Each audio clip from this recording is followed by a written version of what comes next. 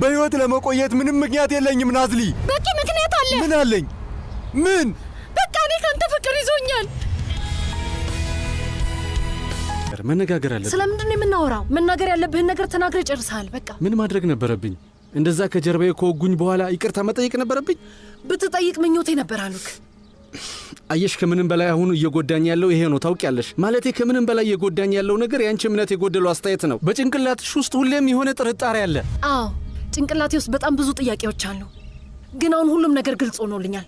በጣም አብዝተዋል አሉክ። ቆይ ጉኔሽ፣ ልቀቀኝ አልኩህ እኮ አሉክ። እንዳትነካኝ። ምን ማለት ነው? ባይሆን ሕክምናው የሚያስፈልግህ አንተ ነህ። በጭራሽ ልክ አይደለህም። በዚህ ሁኔታ መቀጠል አልችልም አሉክ።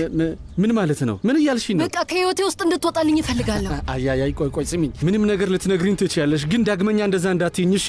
እኔ ወደ ኢዝሚር መመለስ እፈልጋለሁ አሉክ። የምሬ ነው። ገባህ?